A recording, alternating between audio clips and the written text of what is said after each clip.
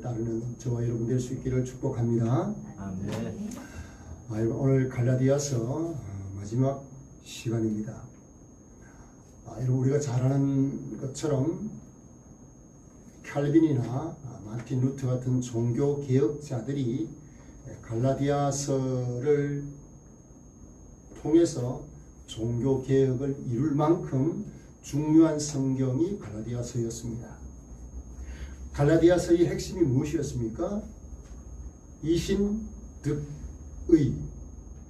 믿음으로 의롭다함을 받는 것, 이신득구라고 그러기도 하죠. 믿음으로 구원을 얻게 되는 것. 이것이 여러분 복음의 핵심이었습니다.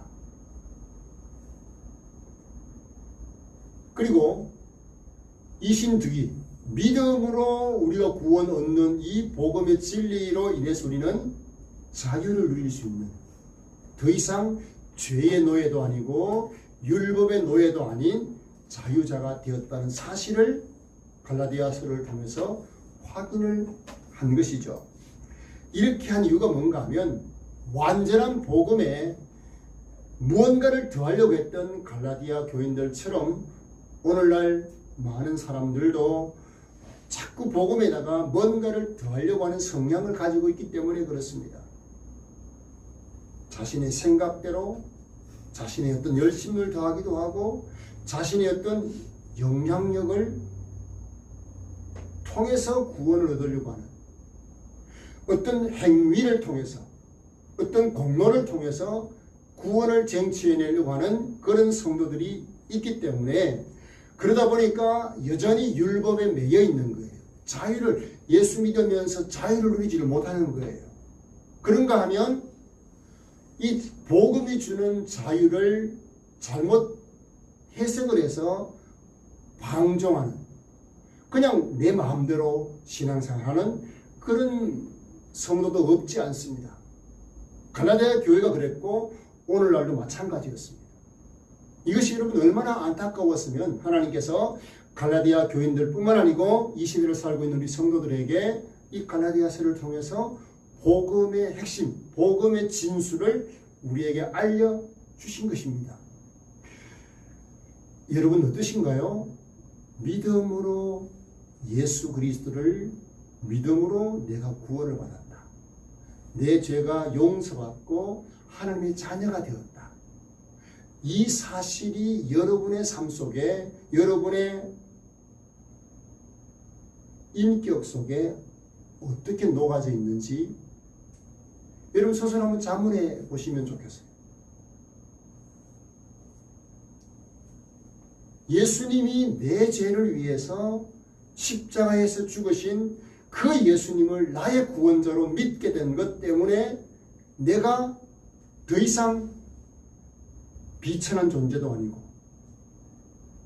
지옥 갈 인생도 아니고 하나님의 자녀가 되어서 천국을 보장받은 그런 가장 복된 인생이라는 사실 때문에 마음에 감격이 없다 그러면 여러분 우리의 신앙은 잘못된 거예요.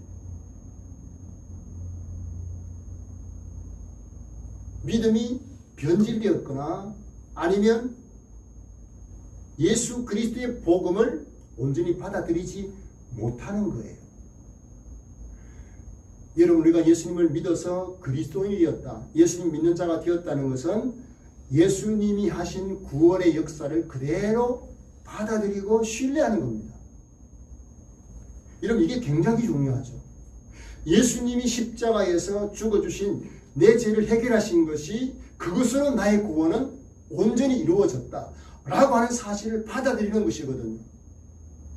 이것을 받아들이지 못하면 어떤 결과를 초래하는가 하면 예수님이 내 죄를 위해서 죽으신 것만으로는 부족하다. 다시 말하면 예수님의 십자가를 부인하거나 부정하는 결과를 낳기 때문에 그런 자라면 성도라고 할 수도 없고요, 하나님의 자녀라고 말하기가 어려운 것입니다. 그런 의미에서 여러분, 저나 여러분은 예수 그리스도를 믿는 그 믿음을 가진 성도로서 예수님의 십자가 외에는 자랑할 것이 없는, 그 복음 외에는 철저하게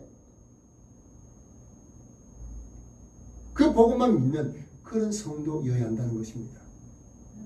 여러분 동의가 되시면 아멘을 하시면 좋겠어요. 여러분 그런 성도 될 수 있기를 바랍니다. 오직 구원은 예수님만으로 충분하다. 동의가 안 되십니까? 구원은 예수님의 십자가의 죽으심으로 그것만으로 충분하다. 여러분 믿습니까? 그것으로 충분한 거예요. 우리는 그 사실을 믿는 것만으로 우리의 구원이 보장이 되고 하나님의 자녀로서의 삶을 영위할 수 있는 것입니다. 그래서 여러분 이런 은혜를 입은 자들은 성령의 인도하심을 따라 성령의 열매를 맺어가며 예수님을 닮아가는 성도가 되는 거예요. 그래서 여러분 예수 믿는 사람들 보면 점점 성숙해가요. 이상하게 점점 예수님을 닮아가요. 이게 여러분 정상인 거예요. 물론 여러분 교회 안에는 다 연약한 사람들만이 모여요. 연약하지 않은 사람은 사실 예수님이 필요 없거든요. 다 부족하고 다 연약한 사람들이에요. 다 죄인들이에요. 그런데 예수 믿으면 용서받은 죄인들이 되어서 서로 이곳에서 서로 갈등이 있는 가운데 형제 성도들을 사랑하는 그런 훈련의 장이 바로 교회이며 신앙생활하는 것입니다. 여러분 아셔야 돼요. 아이고 교회 갔더니 목사님도 그렇고 저 성도도 그렇고 뭐 안 믿는 세상 사람들과 똑같다. 똑같지요. 아니면 더하면 되겠지요. 그러니까 예수님 필요한 거죠. 여러분 오해하시면 안 돼요. 많은 분들이요 교회에 와서 사람을 보면서 아이고 저 뭐 예수 믿어도 별 수 없다. 여러분 이건 성숙하지 못해서 그런 겁니다. 여러분 계속 이런 복음 안에서 예수님을 닮아가는 그런 성도가 될 수 있기를 축복합니다. 그래서 여러분 우리는요 구원의 진리, 구원의 도리를 머리로만 믿는 것도 안 되고 또 머리로 받아들일 뿐만 아니고 가슴으로 여러분 이거 받아들여야 돼요. 그래 여러분 내가 예수 믿은 것 때문에 예수님께 받은 그 구원의 은혜 때문에 이 감격이 생기는 거예요. 감사가 생기는 거예요.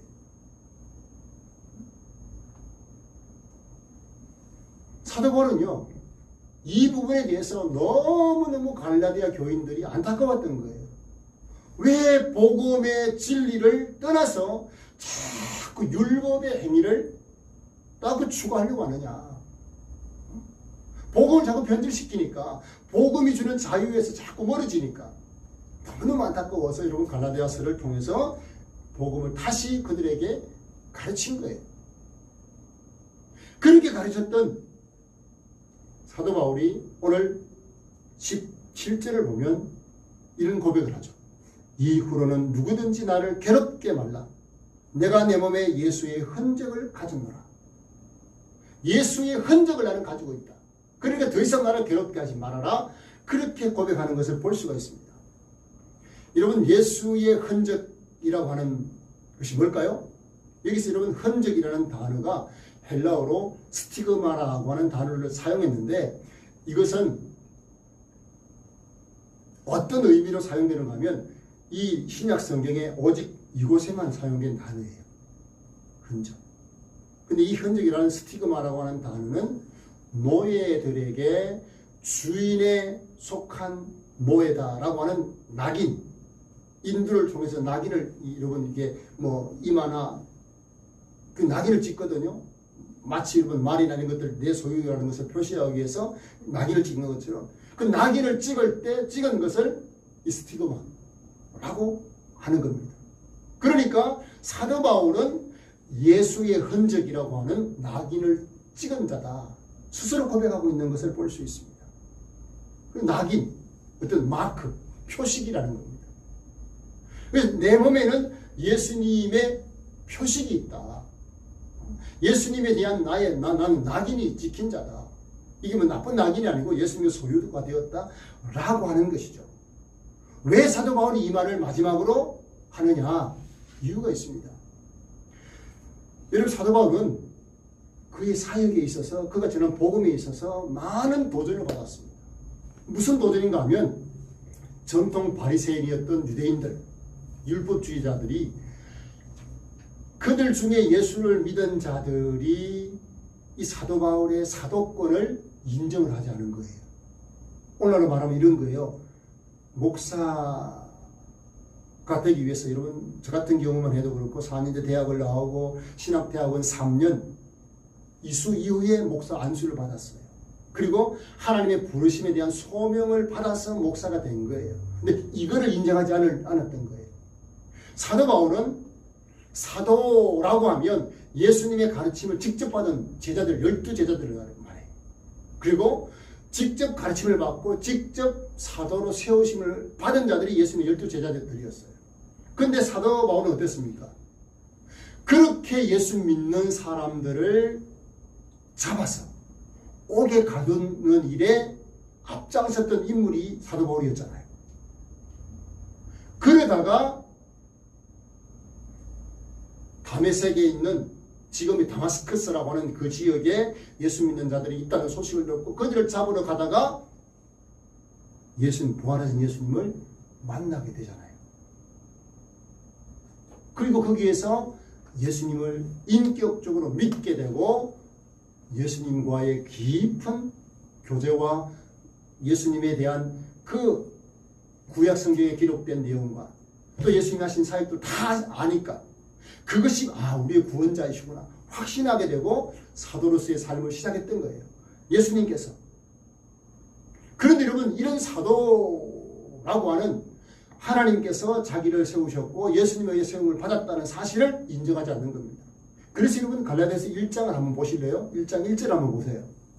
사도 바울이 가장 먼저 강조했던 것이 뭔가 하면 자 한번 같이 한번 읽어보십시다. 시작. 사람들에게서 난 것도 아니요 사람으로 말미암은 것도 아니요 오직 예수 그리스도와 그를 죽은 자 가운데서 살리신 하나님 아버지로 말미암아 사도된 바울은 아멘. 왜 이렇게 이런 사도 바울이 말하는지를 제가 설명을 하니까 아시겠죠? 지금 사도 바울이 사도가 된 것에 대해서 인정하지 않으려고 하는 유대 율법주의자들이 사도 바울을 얼마나 박해했는지 몰라요. 사도 바울이 복음을 전하는 곳마다 따라다니면서 복음 전하는 것을 방해를 한 겁니다. 갈라디아 지역에 가서도 한 것이 바로 그것이었어요.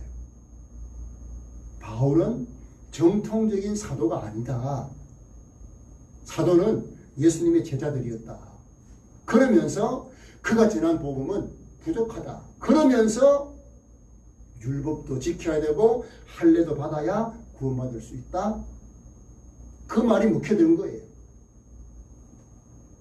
여러분 이 사도 바울이 실제로 복음을 위해서 예수 믿는 자들을 잡아 죽이는 데 앞장섰던 그가 돌변해서 하루아침에 예수님을 전하는 자가 되니까 이 유대 율법주의자들은 어떻게 했는가? 사도행전 21장에 가면요. 23장에 보면요. 사도 바울을 죽이지 않고는 밥도 먹지 않겠다고 결심했던 사람들이 40명이 있어요. 그들이 천부장에게 사도 바울을 잡아서 죽일 권한을 얻으려고 요청하는 장면이 있어요. 한번 생각해 보세요. 사도 바울을 죽이려고 밥도 먹지 않고 죽이기 전에는 밥도 먹지 않겠다라고 결심했던 사람 40명이 결성을 해서 사도 바울을 죽이려고 쫓아다녀요. 그러니까 사도 바울의 사역이 얼마나 힘들고 고통스러웠겠습니까? 그 박해가 여러분 말로도 알 수 없는 그런 힘든 부분이었습니다. 그래서 사도 바울은 온갖 박해와 온갖 복음 전하는 사역을 통해서 어려움이 있었어요. 그래서 갈라디아 교인들을 향해서 그들은 구원받은 표식, 하나님의 자녀의 표식으로 뭘 받았다 그랬습니까? 할례라고 하는 표식을 가지고 있지만 나는 그 할례도 무할례도 중요한 것이 아니다. 15절에 그래서 그 말이 나오는 거예요. 할례가 중요한 것도 아니고 무할례가 할례 받지 않는 것도 중요한 것이 아니다.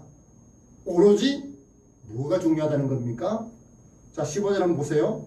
새로 지으심을 받은 것만이 중요하다. 그렇게 고백을 해요. 이게 무슨 말입니까?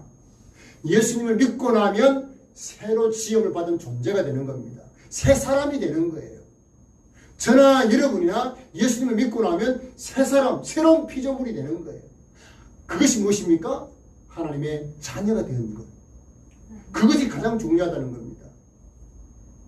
여러분 자신도 내가 하나님의 자녀가 되었다는 것, 이게 가장 중요한 것이지, 인생에서. 여러분의 자녀들도 마찬가지예요. 자녀를 어떻게 양육할 것인가? 그것은 어디에서 나오느냐? 그 자녀가 예수님을 믿고 하나님의 자녀로 새로운 피조물이 되느냐? 그것을 가장 중요하게 여기면 우리는 어떻게 합니까? 자녀들의 신앙교육을 가장 중요하게 여깁니다. 근데 여러분 가만히 보면 어떻습니까? 어떤 분과 대화를 하는데 자기는 자식들에게 한 달 투자되는 학원비만 해도 뭐 200~300만 원 된다, 이런 자랑들을 하더라고. 그분들이야 뭐 그것이 가장 중요하게 여기니까 당연하다고 말할 수 있겠지만, 여러분 예수 믿는 우리가 그들과 똑같은 가치관을 가지고 신앙교육보다 학업을 위해서 그렇게 투자를 하는 것을 중요하게 여긴다? 물론 여러분 공부하는 것 중요합니다. 한 인간으로서 살아가기 위해서는 공부 필요해요. 그러나 그것보다 더 중요한 것은 새 사람으로 지음받는 것. 하나님의 자녀로서 예수님의 나의 구원자를 믿어 하나님의 자녀가 되는 이 사실이 가장 중요한 거예요. 그래서 여러분, 우리 믿는 우리 부모 세대들은 어떻게 해야 됩니까? 어떻게 하든지 내 자녀에게 신앙에 좋은 영향을 끼치는 삶을 사셔야 되는 겁니다. 아멘이십니까? 저는요, 이 사도 바울이 이 사실을 가장 중요하게 여겼기 때문에 사도 바울은 예수님을 위한 삶을 살아가면서 온갖 어려움들, 온갖 고난과 박해와 이 죽음의 위협들을 다 감수했습니다. 그러면서 그의 몸에 생긴 흔적들이 있었던 거예요. 상처가 있었던 거예요. 실제적으로 여러분 육신의 몸에도 그런 상처가 있었어요. 복음 전하다가 죽을 상황까지 갔다가 또 뭐 온갖 뭐 당시 병원이 좋습니까? 뭐가 좋습니까? 그러니까 뭐 병에 걸려서 뭐 고통을 당하기도 하고. 자, 그 부분이 어디에 나오느냐? 고린도후서 11장 23절 이하에 나와요. 제가 한번 읽어드릴 테니까요. 사도 바울이 예수님의 복음을 전하면서 사도로서 살아가면서 당했던 그 고통들, 그가 지금 말하고 있는 예수님을 위한 흔적이 무엇인지를 고백을 하는데 한번 들어보세요. 내가 수고를 넘치도록 하고 옥에 갇히기도 더 많이 하고 매도 수없이 맞고 여러 번 죽을 뻔하였으니 유대인들에게 40에서 하나 감한 매를 5번 맞았으며 3번 태장으로 맞고 1번 돌로 맞고 3번 파선하고 1주야를 깊은 바다에서 지냈으며 여러 번 여행하면서 강의 위험과 강도의 위험과 동족의 위험과 이방인의 위험과 시내의 위험과 광야의 위험과 바다의 위험과 거짓 형제 중의 위험을 당하고 또 수고하며 애쓰고 여러 번 자지 못하고 줄이며 목마르고 여러 번 굶고 춥고 헐벗습니다. 이게 여러분 사도 바울이 사역을 하면서 당한, 예수님의 복음을 증거하면서 당한 흔적이라고 말할 수 있는 부분이에요. 그래서 너희들은 육체의 할례라고 하는 흔적을 가지고 하나님의 자식이라는, 자녀라고 하는 그런 표식을 자랑하지만 나는 그거 자랑하지 않는다. 뭘 자랑한다는 겁니까? 14절 우리가 지난주에 보았지만 한번 다시 한번 보시죠. 14절 한번 같이 읽습니다. 시작. 그러나 내게는 우리 주 예수 그리스도의 십자가 외에 결코 자랑할 것이 없으니 그리스도로 말미암아 세상이 나를 대하여 십자가에 못 박히고 내가 또한 세상을 대하여 그러하니라. 아멘. 여러분 사도 바울이 자랑할 것이 없었던 것이 아니에요. 그의 스펙으로 말하면, 지금으로 말하면 여러분 하버드 대학의 최고의 석학 정도로 묘사할 수 있는 그런 인물이에요. 그런데 여러분 예수님을 믿고 나니까 그 자기의 스펙은 자랑거리가 아니라는 거예요. 예수님의 십자가만 자랑거리가 되더라는 거죠. 그가 그런 고백을 할 수 있었던 것은요, 이미 갈라디아서 2장 20절에 어떤 고백을 했습니까? 한번 같이 한번 보시죠. 갈라디아서 2장 20절 어떤 고백이었습니까? 내가 그리스도와 함께 십자가에 못 박혔나니 그런즉 이제는 내가 산 것이 아니요 오직 내 안에 그리스도께서 사신 것이라. 이제 내가 육체 가운데 사는 것은 나를 사랑하사 나를 위하여 자기 몸을 버리신 하나님의 아들을 믿는 믿음 안에서 사는 것이라. 할렐루야. 정확하게 사도 바울은 예수님을 믿고 따르는 것이 무엇인지를 알았고요. 그것은 십자가에서 예수님과 함께 죽은 것이고, 그리고 예수님과 함께 다시 부활한 그 사실, 그 믿음 안에서 사는 것이다. 그렇게 고백하고 있는 것 아니겠습니까? 그러니까 사도 바울은요, 복음을 위해서라면, 예수님을 위해서라면 뭐합니까? 온갖 죽음의 위협도 박해도 다 감수했던 것입니다. 여러분 십자가는 사실 자랑거리가 아니거든요. 가장 흉악한 범죄자를 처형하는 수단이 십자가였거든요. 그런데 여러분 십자가만 자랑한다. 왜 그렇습니까? 십자가에서 나를 위해 죽으신 예수님이 나의 구원자가 되셨기 때문에 그 십자가를 자랑하는 거예요. 여러분 사도 바울이 예수님을 위해서 받게 된 그런 박해와 고난과 죽음의 그 상황들, 예수의 흔적, 그것을요 인간적으로 한번 생각해 보자고요. 인간적으로 말씀드린 것처럼 사도 바울은 예수님을 믿는 자들을 잡아서 옥에 가두는 일에 열심히 일 만큼 유대 율법주의자였습니다. 그런 그가 예수님 믿는 자들을 잡아 죽이려고 하다가 부활하신 예수님 만나게 되잖아요. 그러고 난 다음에 완전히 인생이 달라졌죠. 그렇게 박해했던 예수님을 이제는 자기가 전하는 자가 된 거예요. 그것도 죽음을 감수하고 온갖 고난과 위험들을 다 감수하고 복음 전하는 사역을 했어요. 여러분 40명이 자기를 죽이려고 달라드는 그런 가운데 아이고 이게 복음이 뭐라고? 포기하는 것? 이거 인간적으로 여러분 이게 쉬운 일이에요.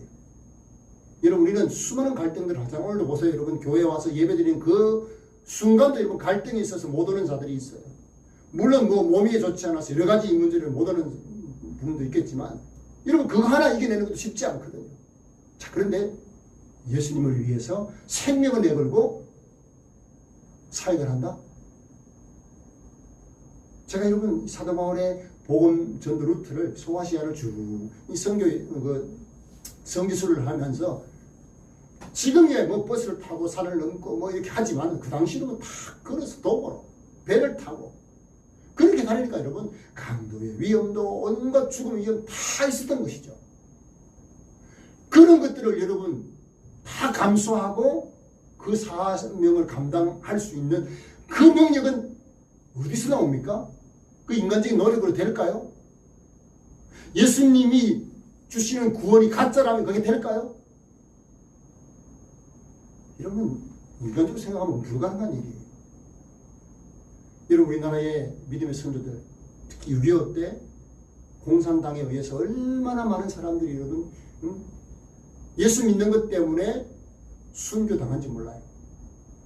그냥 총을 들이대고 예수님을 부인하면 살려주겠다라고 하는데 그 순간 부인하는 사람도 있었지만 많은 성도들이 예수님을 부인하지 않고 죽음을 그냥 순순히 예수 믿는 믿음의 절개를 지키면서 순교하는 그런 성도들이 우리 조상들 중에 너무나 많아요.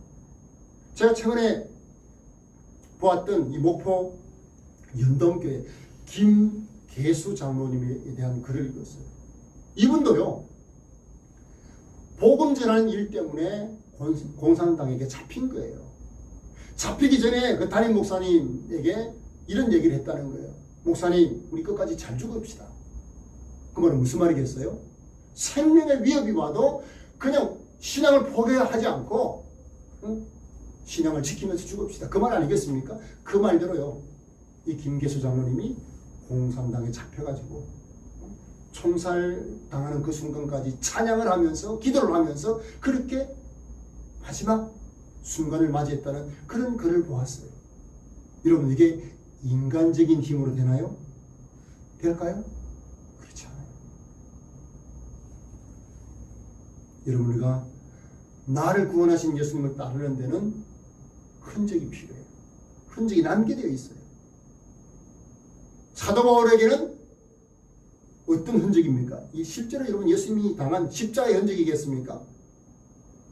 사역하면서 당한 그 모든 흔적들을 고스란히 안고 사역을 했던 거예요. 그렇게 사역했는데 복음을 전해 받은 갈라디아 교인이 그 복음에서 멀어지니까 그렇게 안타까워했던 것입니다.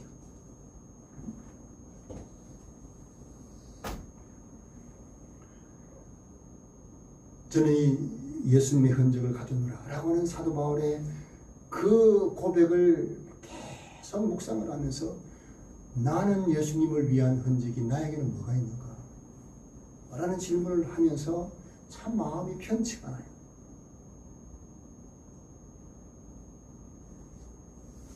아마 여러분도 저와 비슷한 그런 마음이 아닐까요?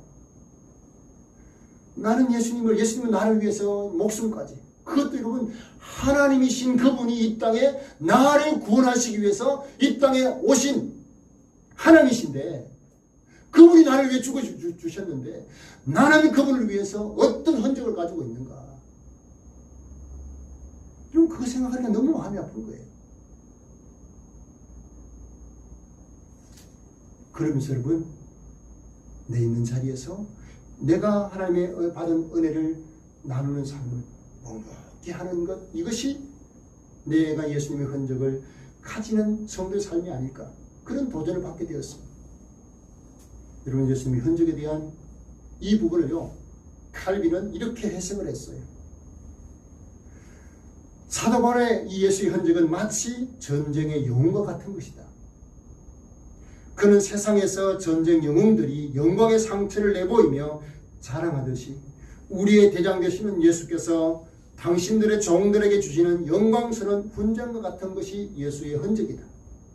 그러나 이 마크는 세상의 군인들이 받는 훈장과는 판이한 것이다. 그것은 세상적으로는 치욕적인 것이나 예수 그리스도 안에서는 영광스러운 흔적이기 때문에 그렇다. 그렇게 표현을 했습니다. 여러분, 예수님을 위한 흔적은, 예수님의 흔적은 다 영광스러운 것입니다. 할렐루야. 이스라엘 백성들은 창세기 17장에 아브라함을 통해서 하나님이 할례를 명하셨어요. 내가 너희들에게 명한다. 내 자녀들은 만지 8일 만에 다 할례를 행하게 했어요. 그것이 하나님의 백성인 표식이 될 것이다. 그렇게 말씀을 하셨어요. 자, 그런데 여러분, 그것을 지금까지도 유대인들을 붙들고 있어요. 지금까지도 할례를 받은 것이 하나님의 백성인 표시라고 그렇게 받아들이고 있어요. 그러면서 여러분, 그들은 어떻게 합니까? 예수님을 구원자를 믿지 않습니다. 아직도 구원자를 기다리고 있어요. 그러면서 그들은 아직도 여러분 할례 받는 것을 자랑하면서 그렇게 하나님을 섬긴다고 하고 있습니다. 그러나 여러분, 예수 그리스도는 그들이 기다리는 구원자요, 이미 오신 우리의 구원자이신 거예요. 그런 구원자 되신 예수 그리스도, 그분에 의해서 우리가 구원을 받았기 때문에 우리의 삶은 예수님이 가지신 십자가의 흔적처럼 예수님을 믿고 따르는 자의 흔적이 남게 되어 있습니다. 예수님을 위해서 내가 시간을 드리는 것도, 예수님을 위해서 내가 헌신하는 것도, 예수님을 전하는 것도, 이 모든 것이 우리의 흔적이요. 또 신앙의 긍정적인 측면에서 볼 때는 여러분, 그것은 내 안에 천국이 이루어져서 내 삶과 환경과 상황에 전혀 관계없이 천국을 누리는 구원의 감격을 가진 그런 성도의 삶이 예수님의 흔적이 될 수도 있는 거예요.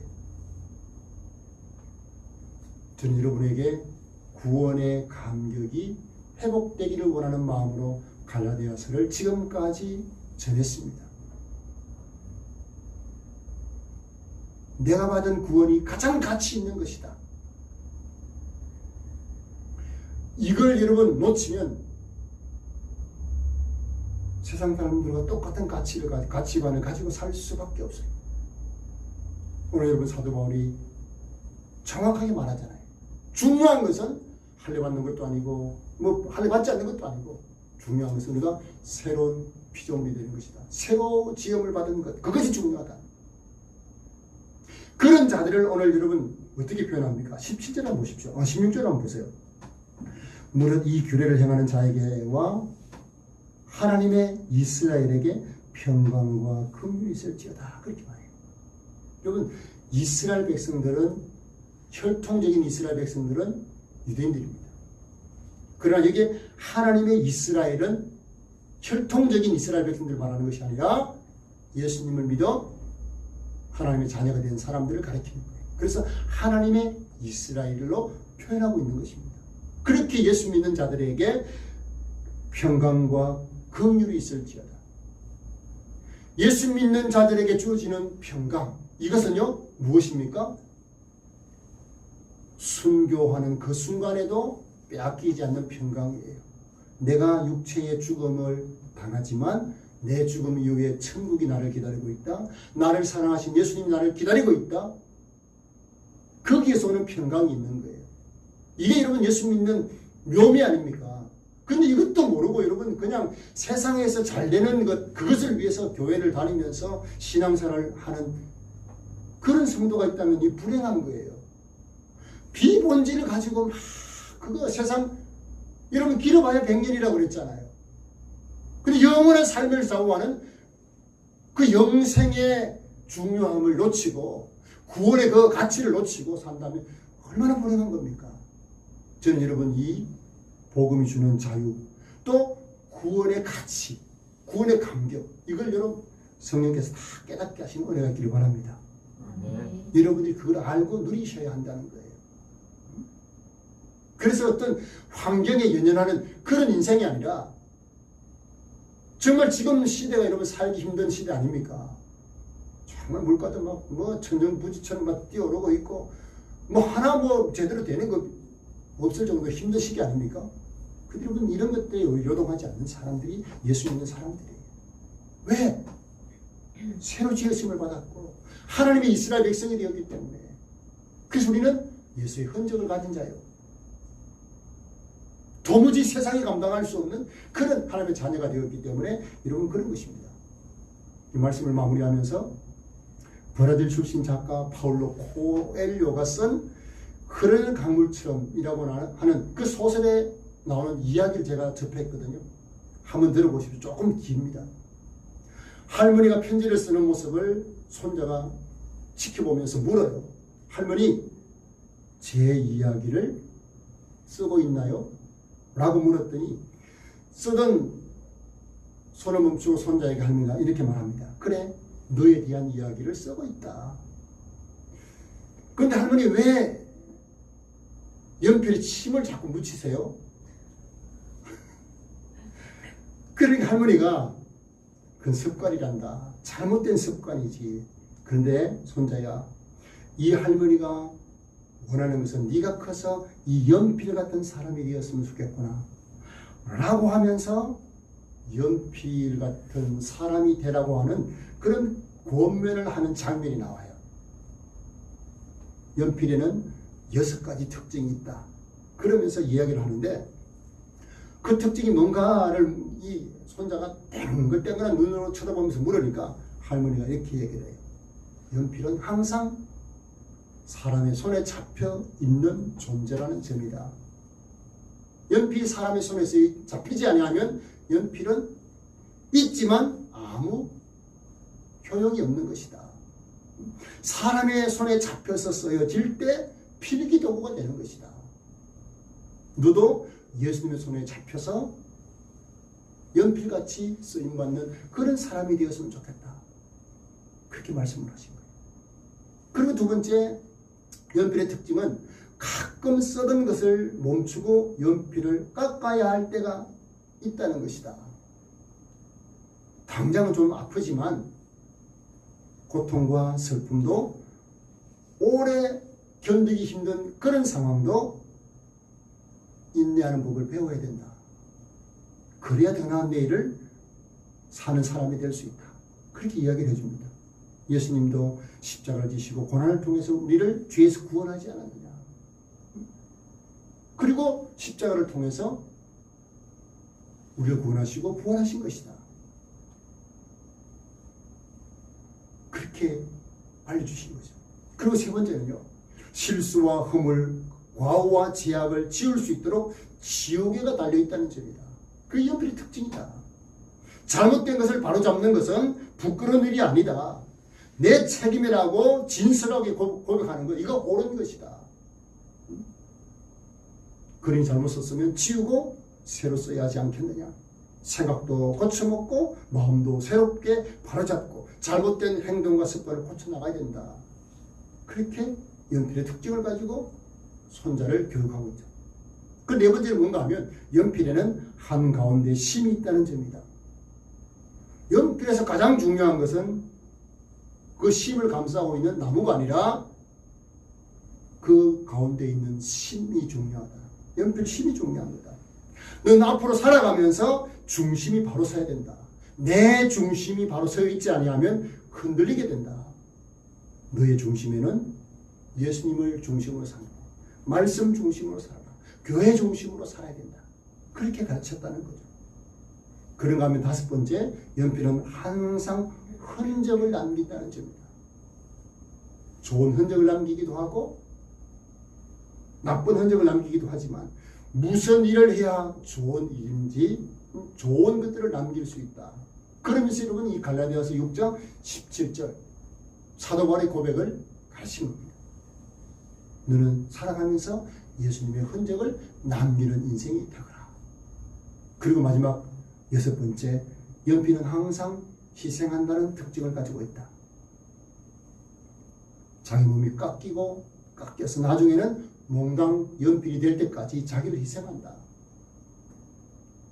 예수님은 하늘 영광 보좌를 버리고 우리를 구원하기 위해서 사람이 되어 오셨는데, 그리고 우리를 위해서 십자가를 죽어주셨는데, 그 예수님처럼 너는 몽당 연필이 되는 것처럼 예수님을 위한 삶을 살아야 된다. 그런 가르침을 손자에게 주었다는 이야기가 실려 있습니다. 여러분, 누가 예수의 흔적을 가질 수 있는 사람이겠습니까? 누가 예수의 흔적을 가진 사람이겠습니까? 예수 그리스도를 믿고 그분이 내게 주신 복음 안에서 자유를 누리면서 예수 믿지 않는 사람들에게, 또 나의 자녀들에게, 우리의 이웃들에게 예수님을 전할 수 있는 사람, 예수님을 드러낼 수 있는 사람, 이것이 여러분 예수님을 흔적을 가지는 것이고, 또 예수님을 위해서 내가 할 수 있는 헌신의 삶을 살아내는 것, 이것이 여러분 예수의 흔적을 가진 자의 모습인 것입니다. 여러분, 우리는 어떤 흔적을 남겨야 하겠습니까? 지금까지 열심히 흔적을 남겨왔다면 우리는 이 일을 지속해야 합니다. 여러분, 작은 교회에서 신앙생활 하는 것 쉽지가 않습니다.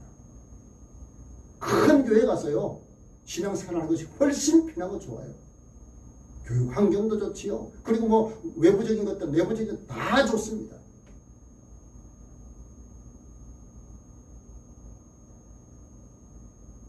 그런데 여러분들이 예일교회를 선택을 하고 여러분들이 예일교회의 일원이 되었다는 것은 무엇을 의미합니까? 내가 이곳에서 예수의 흔적을 만들어 가겠다. 이런 결심이 담겨 있어야 한다는 거예요. 평생토록 여러분, 내가 속한 교회를 위해서 나는 헌신하며 내 삶을 이곳에서 예수의 흔적을 내가 남기겠다. 이런 결심을 한 분이 우리 교회에 있어요. 이게 이러면 귀한 거죠. 얼마나 귀한 것입니까? 이런 예수의 흔적을 가진 성도로서의 삶을 결심하는 여러분에게 사도 바울이 마지막 18절 하는 축복으로 말씀을 마무리하기를 원합니다. 자, 18절을 한번 보시죠. 형제들아, 우리 주 예수 그리스도의 은혜가 너희 심령에 있을지어다. 아멘. 여러분, 하나님의 은혜는 예수님이 나를 위해서 십자가 주신 그 죄사함의 은혜는 우리의 심령에 있어야 합니다. 할렐루야. 가장 귀한 것이 여러분 이 은혜인 것입니다. 그래서 여러분 예수님 주시는 이 복음의 은혜를 놓치지 않고 마음속에 간직한 채로 남은 생에 예수님의 흔적을 만들어갈 수 있는 그런 저와 여러분 되기를 주님의 이름으로 축복합니다. 자, 우리 찬양을 드리십시다. 나의 마음속에 온전히 주님만 모셔놓고라고 하는 찬양을 한번